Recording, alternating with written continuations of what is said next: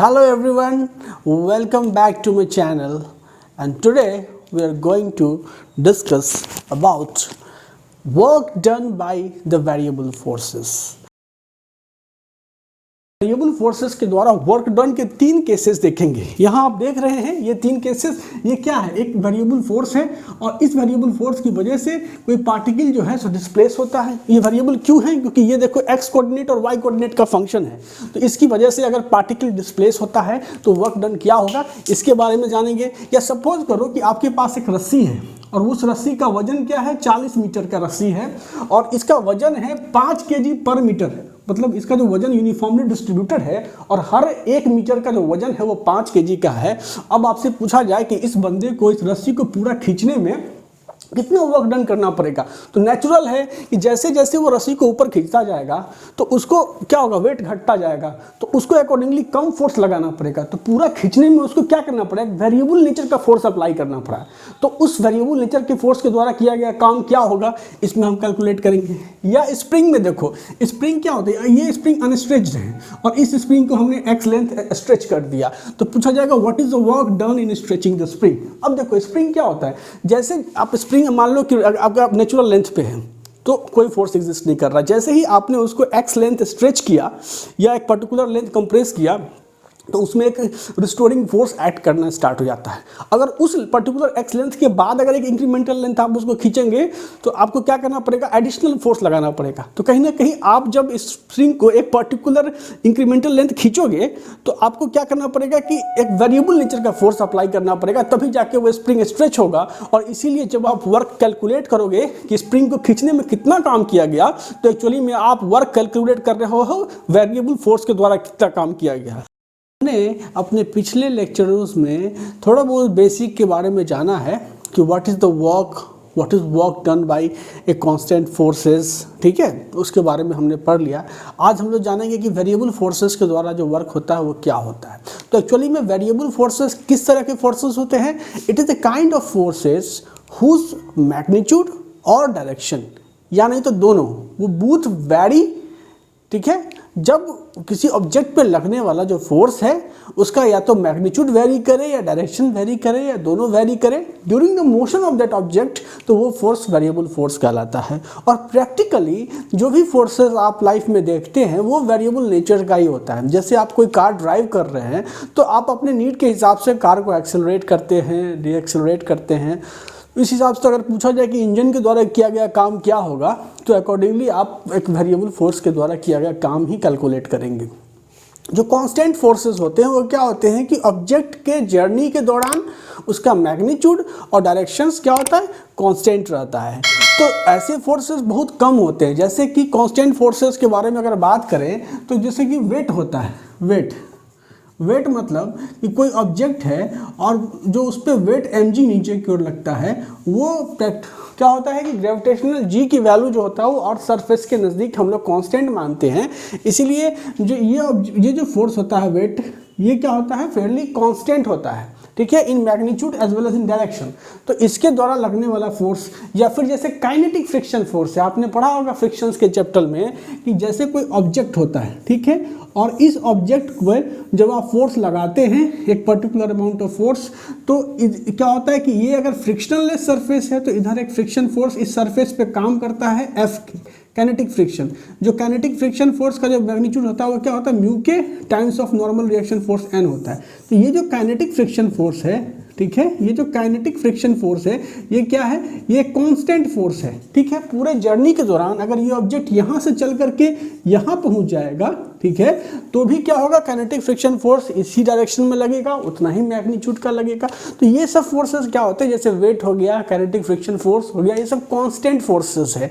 तो इसके द्वारा जो वर्क डन होता है उसको हमने पढ़ा है कि कैसे कैलकुलेट करते हैं कि अगर कोई ऑब्जेक्ट है, ठीक है, इस ऑब्जेक्ट पे अगर फोर्स F इधर की ओर लग रहा है और ये मान लो कि x एक्सिस है और x एक्सिस में फोर्स F इधर की ओर लग रहा है, और ये सपोज करो कि अपने इनिशियल पोजीशन से मान लो d डिस्टेंस डिस्प्लेस हो जाता है, मतलब अब ऑब्जेक्ट जो है आपका वो यहाँ अवेलेबल हो जाता है, इस पोजीशंस पे d डिस्टेंस डिस्प्लेस हो जाता है, तो हम कहते हैं कि work done is equal to क्या चीज़, तो F इंटू डी, ठीक है। ये क्या था कि चूंकि वर्क और जो फोर्स है और डिस्प्लेसमेंट सेम डायरेक्शन में लग रहा था, और ये जो फोर्स F है ये क्या था, कांस्टेंट फोर्स था।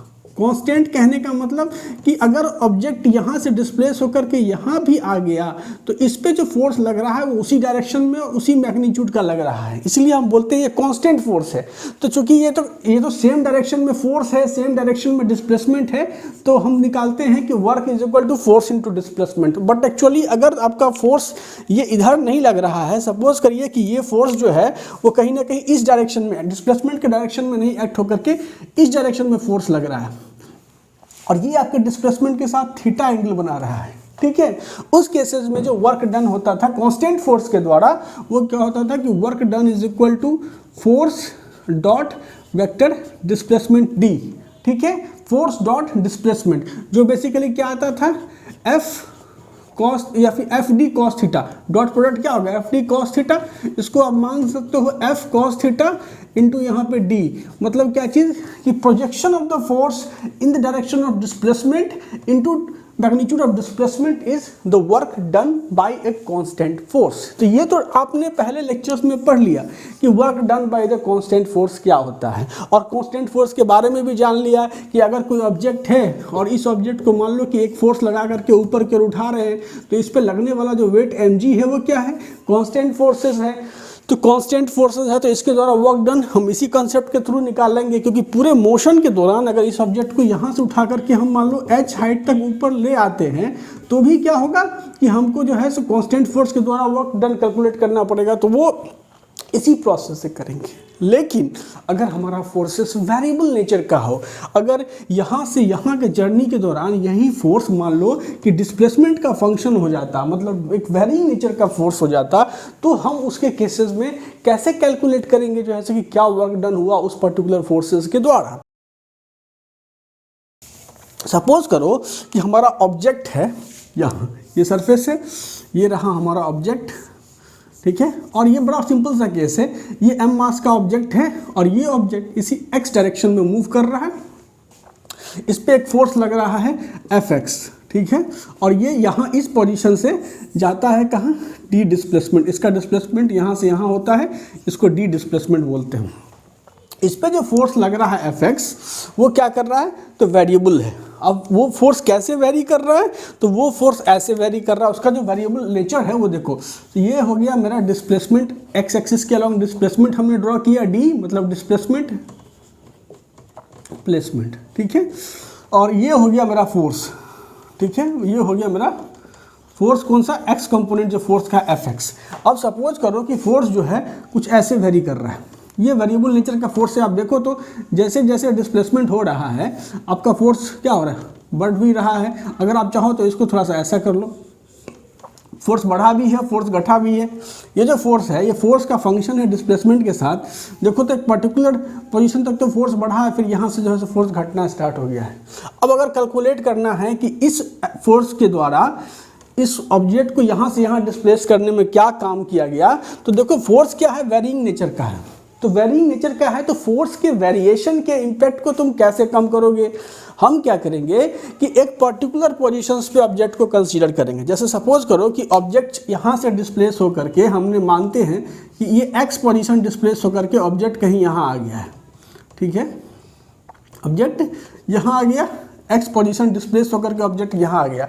अब यहाँ पे जो फोर्स लग रहा है एक particular amount of force exist कर रहा होगा, ठीक है।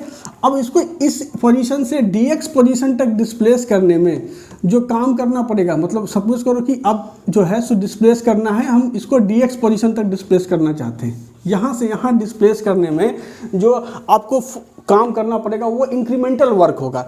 तो इस इंक्रीमेंटल डिस्प्लेसमेंट में हम लोग जो है सो फोर्स को देखो, इस कर्व से देखो, अगर ये पॉइंट यहाँ ले और इसके ठीक नज़दीक में एक छोटा पॉइंट यहाँ ले, तो कहीं ना कहीं दोनों पॉइंट को जोड़ोगे तो क्या होगा, एक स्ट्रेट लाइन बन रहा है। मतलब कि कोई भी कर्व अगर आप छोटे ड्यूरेशन में कंसीडर करोगे उस कर्व को, तो आप अप्रॉक्सीमेटली उसको जो है सो कांस्टेंट पाओगे आप उस पर्टिकुलर फंक्शन को। तो यहाँ देखो फोर्स वेरी कर रहा है, लेकिन आप इंक्रीमेंटल डिस्प्लेसमेंट में देखो, जैसे मान लो कि ये और ये दो पोजीशन है, मान लो ये जो डिस्प्लेसमेंट हुआ ये dx डिस्प्लेसमेंट है, इंक्रीमेंटल डिस्प्लेसमेंट है।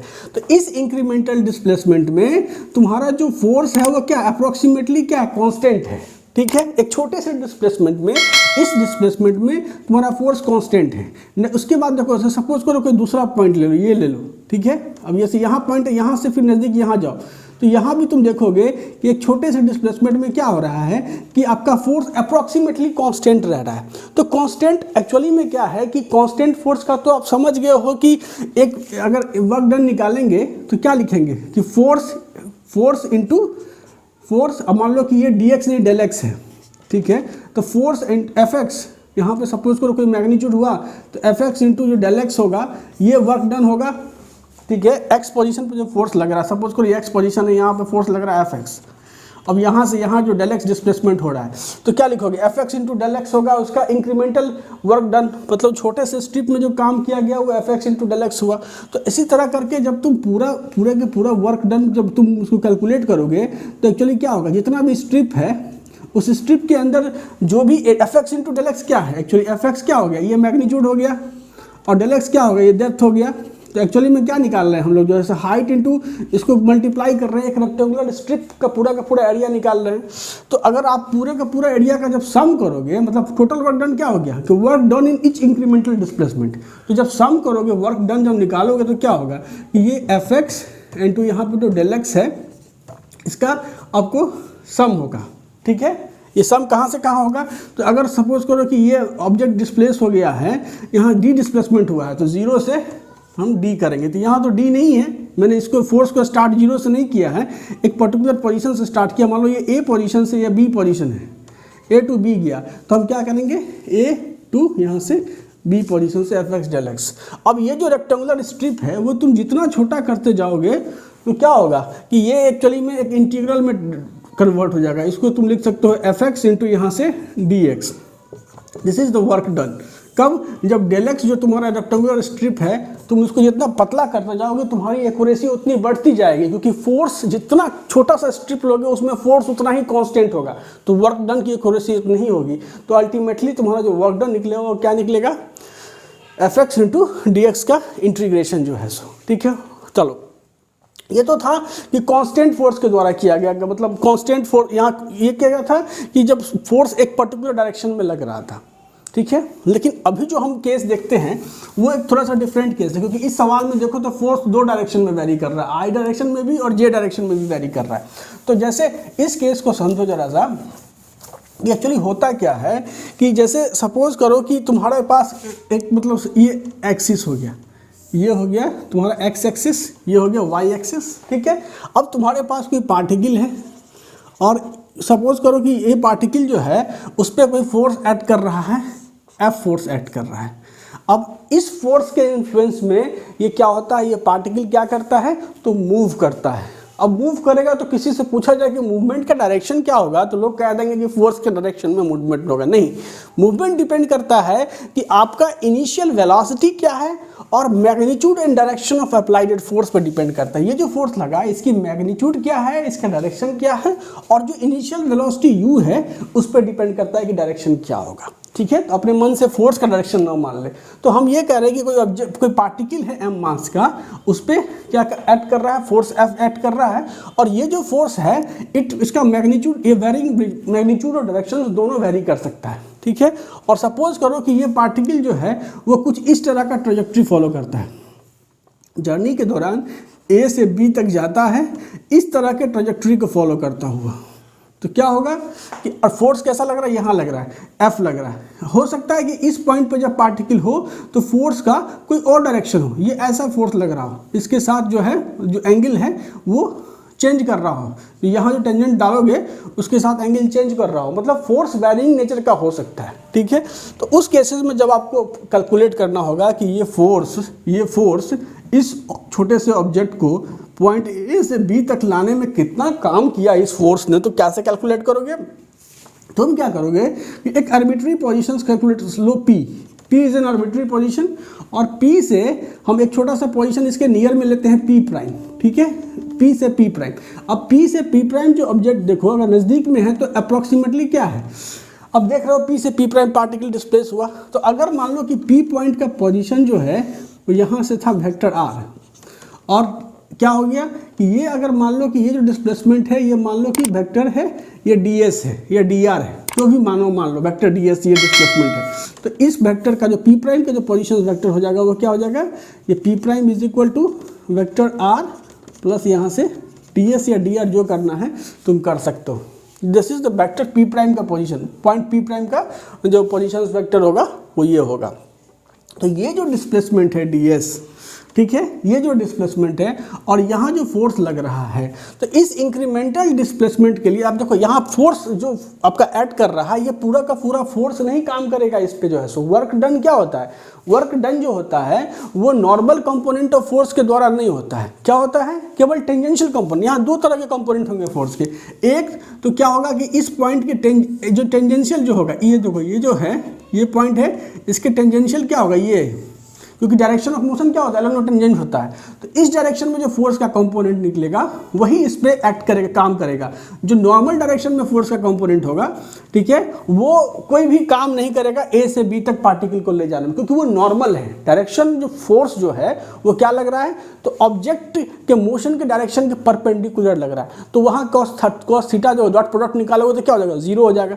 तो कोई भी फोर्स जो कर्व पाथ को फॉलो करता है तो उस फोर्स का जो टेंजेंशियल कंपोनेंट है वही उसको क्या करता है, वर्क डन करता है जो है सो।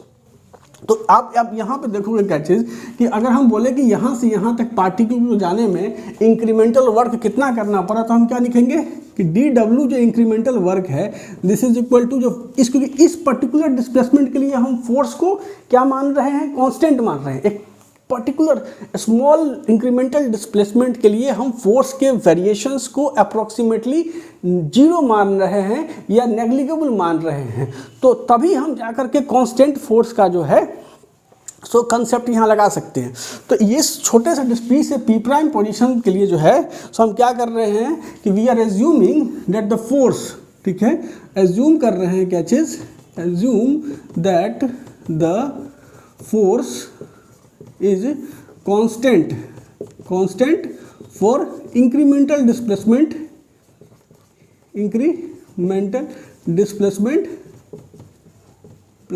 dr के लिए, और तभी हम निकाल सकते हैं कि जो dw होगा इंक्रीमेंटल वर्क डन क्या हो जाएगा, तो फोर्स F डॉट यहाँ से जो मान लो ये ds हुआ, ये ds, this is the incremental work done by the force F in moving the particle from P to P prime. ये क्या है, तो इंक्रीमेंटल वर्क है, ये है इंक्रीमेंटल वर्क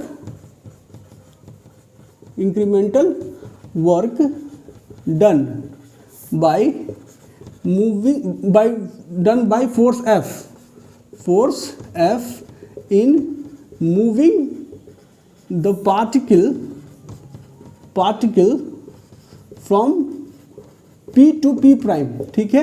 तो total work done from while moving from A to B क्या होगा, इंटीग्रल हो जाएगा, मतलब work done is equal to vector F dot यहाँ से ds, यहाँ पे लिमिट लगेगा A और B, and this will be the work done by the force F while moving the particle from initial position A to B। तो ये जो integral है वो एक्चुअली में क्या कहलाता है, लाइन इंटीग्रल कहलाता है, लाइन इंटीग्रल है, ठीक है। ये लाइन अलोंग द पाथ ये कैलकुलेट होता है। तो F डॉट ds मतलब F ds cos थीटा, ठीक है। आप क्या लिखोगे कि work done W is equal to क्या चीज़, इंटीग्रल A टू B और F और यहाँ से क्या चीज़ F cos थीटा और इंटू यहाँ से ds ले सकते हो, क्योंकि इसको जब करोगे तो क्या होगा F ds cos थीटा, तो यहाँ cos थीटा ले लो। तो फाइनली क्या आ रहा है, देखो तो cos theta tangential component of force जो है वही आ रहा है, आपके पूरे के पूरे वर्क कैलकुलेशन में नॉर्मल कंपोनेंट नहीं आ रहा है, ठीक है।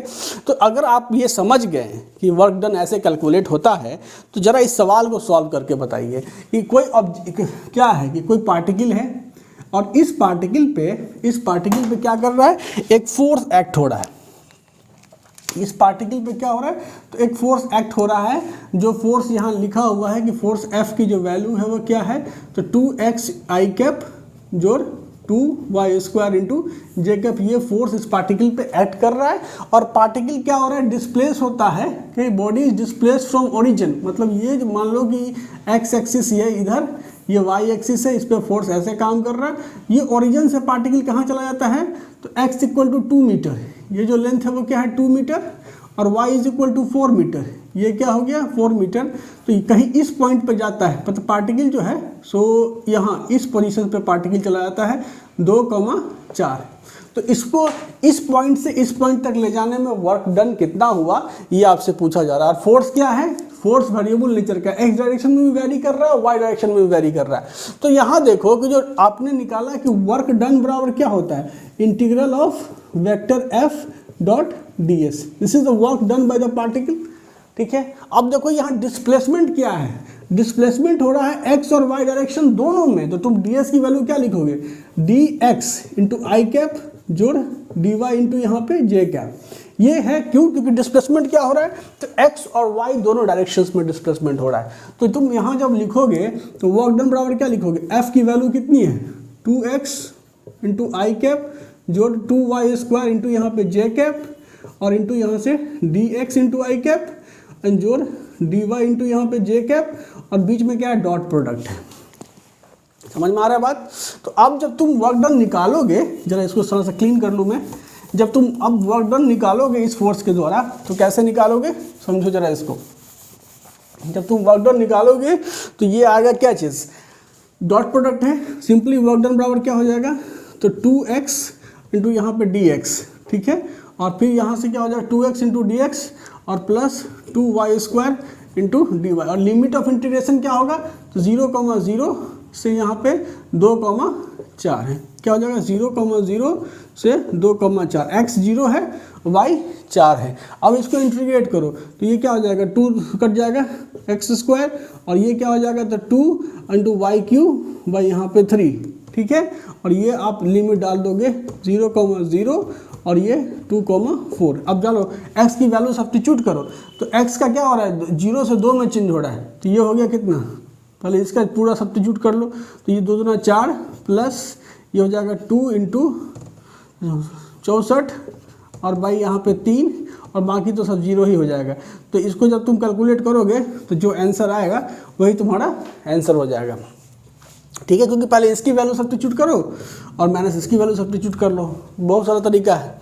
तो तुम वर्क डन निकालने में अब सक्षम हो। बस यहाँ ये देखना था कि इस फार्मूला को अप्लाई करते हो तो यहाँ क्या हो रहा है कि डिस्प्लेसमेंट केवल 2 डायरेक्शन में हो रहे हैं। तो incremental displacement dx I cap dy cap dy into J cap है। अगर ये मान लो कि प्लेन में मूव कर रहा होता जहाँ जेड कंपोनेंट होता तो एक चीज़ और आ जाता है dz इंटू के कैप भी तुम ले सकते थे, और तब फोर्स अगर मान लो कि जेड डायरेक्शन में वेरी करता तो उसका जब डॉट प्रोडक्ट निकालते हो तो उसमें वो इंक्लूड हो जाता। ठीक है, तो आई होप कि ये सवाल समझ में आया होगा कि कैसे निकालना है।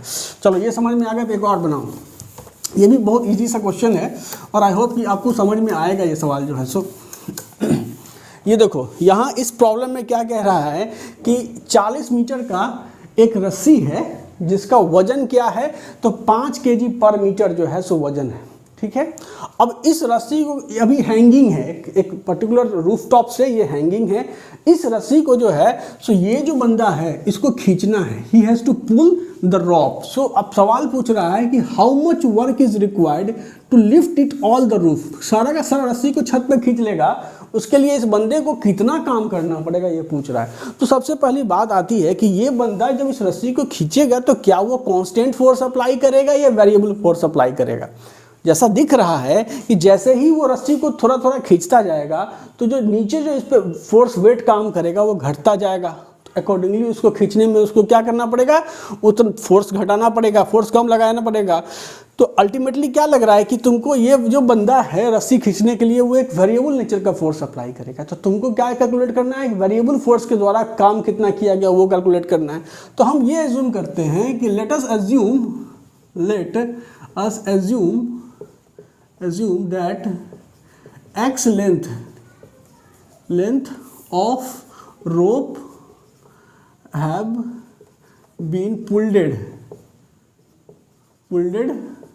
by the man। ठीक है, कि x लेंथ जो है इसमें से x लेंथ जो है वो ऑलरेडी वो पुल कर लिया, इस पे यहाँ पे इसने x लेंथ ऑफ रोप जो है खींच लिया तो ये इतना दूर कम हो गया। ठीक है। जब x लेंथ खींचा तो ये लेंथ कितना बचा जरा बताइए। अगर x लेंथ ऊपर की ओर खींच लेगा, ये लेंथ अगर मान लो x खींच लिया तो बचा कितना, बचा मुझे 40 माइनस x लेंथ ही बचा, ठीक है। अगर x लेंथ रस्सी का खींच लिया तो बचा कितना, 40 माइनस x लेंथ बचा। अब 40 माइनस x लेंथ है और अब अगर मान लो कि एक छोटा सा हिस्सा, मान लो ये जो छोटा सा स्ट्रिप है dx लेंथ का, उसको ये ऊपर खींचेगा तो उसको कितना फोर्स लगाना पड़ेगा। तो देखो जब 40 माइनस x लेंथ बचा तो इसका वेट कितना हो जाएगा, weight of 40 minus x length of rope. तो क्या है, 40 माइनस x मीटर है और पर मीटर वेट 5 kg का है, तो वेट क्या आ जाएगा, वेट आ जाएगा तुमको m इंटू जी। मास कितना है, तो देखो यहाँ से 40 माइनस x हो गया लेंथ और इंटू यहाँ पे 5 पर kg है, तो 5 इंटू यहाँ पे 9.8 करोगे तो ये कितना आ जाएगा, 49 इंटू 40 माइनस x। तो ये जो वेट है, जब ये 40 माइनस x लेंथ बचा हुआ है तो इतना वेट जो है वो नीचे की ओर फोर्स एक्ट कर रहा है, इतना 49 इंटू 40 माइनस x। तो ये तो हर पॉइंट पर लग रहा है। तो dx लेंथ को जब खींचेगा, इस dx लेंथ को खींचेगा तो वो इतना ही फोर्स जो है वो क्या करेगा, अपोजिट डायरेक्शंस में अप्लाई करेगा ताकि इसको खींचे, ठीक है। तो अपोजिट डायरेक्शन में जब अप्लाई करेगा इतना ही फोर्स इस पे, तो ये कहने का मतलब क्या है कि फोर्स अप्लाइडेड बाय फोर्स, कितना फोर्स अप्लाई करेगा, force अप्लाइडेड by the man to pull the dx length of rope। अब कितना होगा, तो कितना force, F is equal to 49 into 40 minus x, ये फोर्स वो अप्लाई करेगा।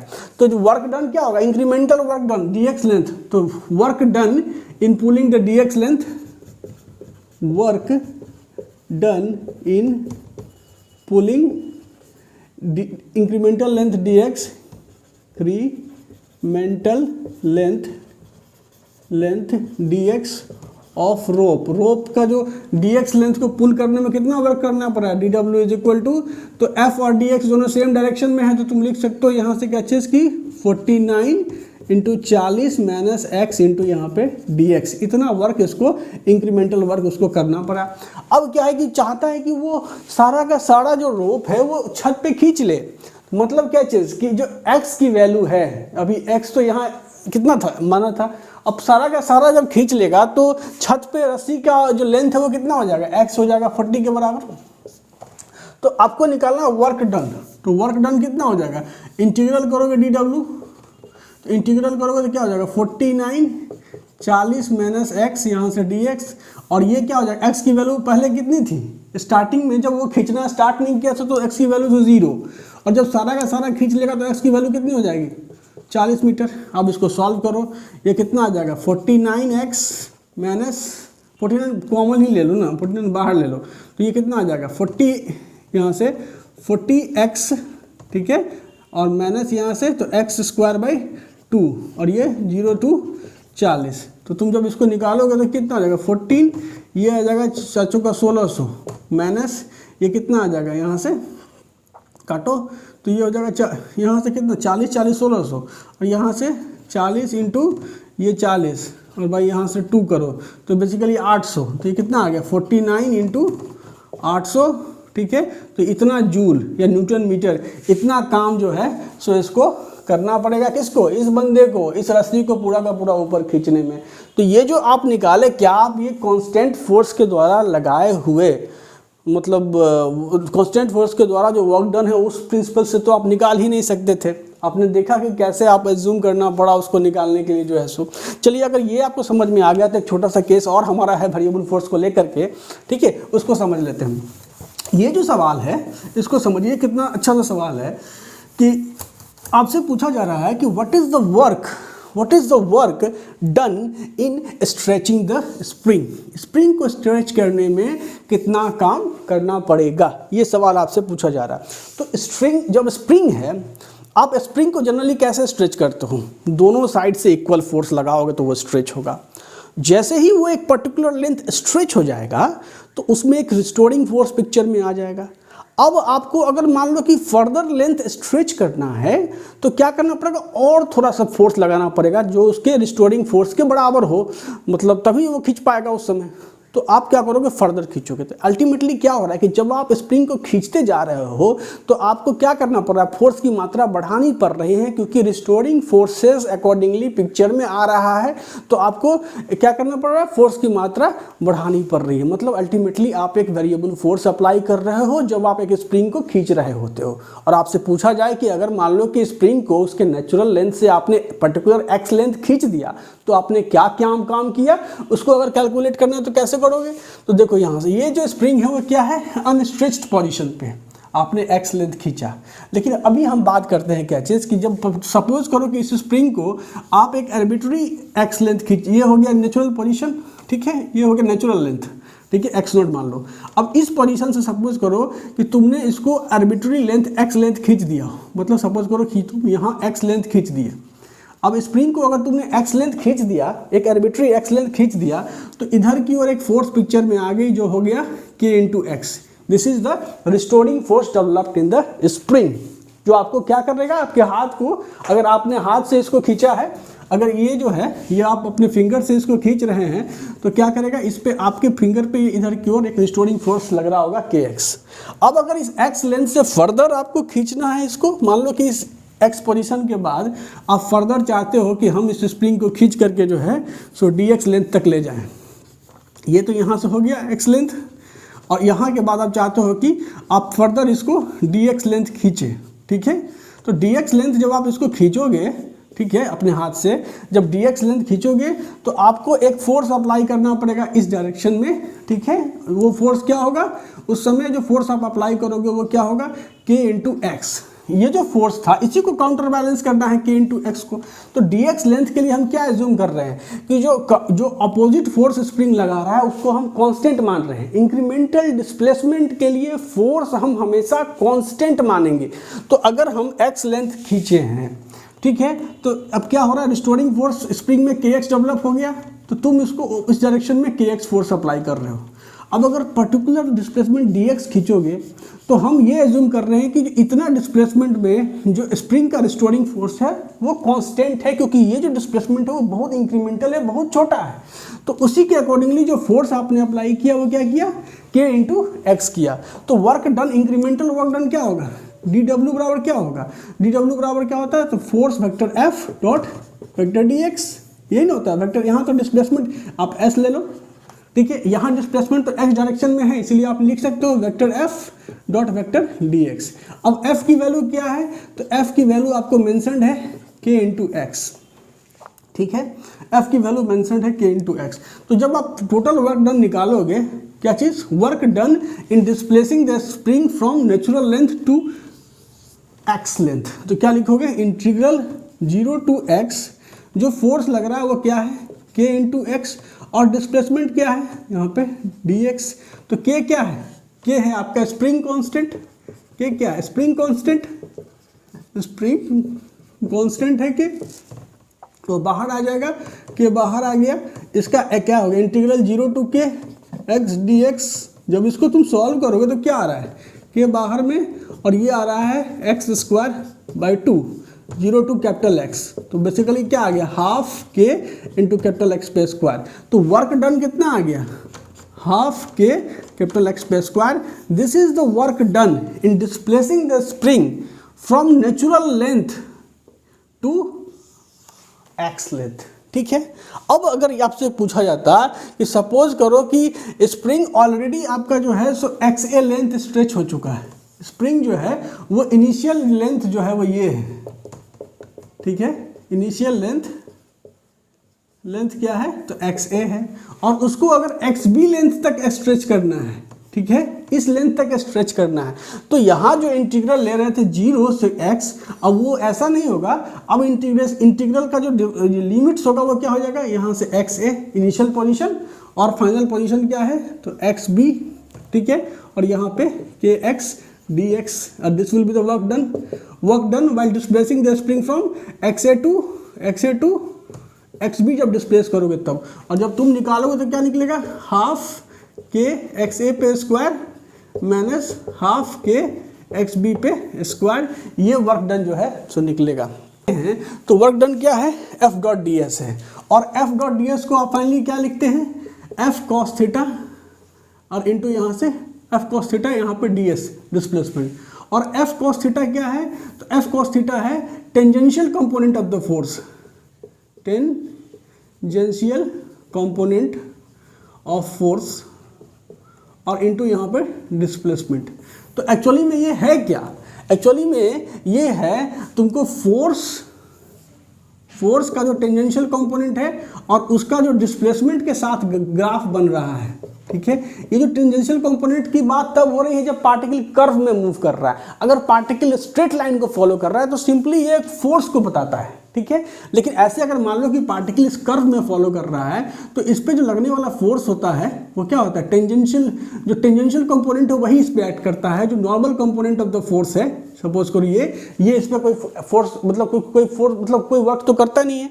तो ये जो टेंजेंशियल कंपोनेंट और डिस्प्लेसमेंट का कर्व है, अगर मान लो कि उसका कर्व कुछ ऐसा आता है तो इसके द्वारा जो इस एरिया बाउंड होता है डिस्प्लेसमेंट एक्सिस के साथ, ये जो एरिया होता है ये एरिया ही एक्चुअली में क्या कहलाता है, तो ये कहलाता है तुमको vector F dot D S. और ये जो इंटीग्रल है ए टू बी है, मान लो ये ए टू बी है, तो एक्चुअली में क्या है, area bounded by the force displacement curve gives the work done by that force, ठीक है। तो हमने काफ़ी ज़्यादा एग्जाम्पल भी सॉल्व किया, वीडियो बड़ा हो जाएगा और लोग को बोरिंग लगने लगेगा, that's why I am ending the topic here, but we will solve the problem in coming days. Thank you very much.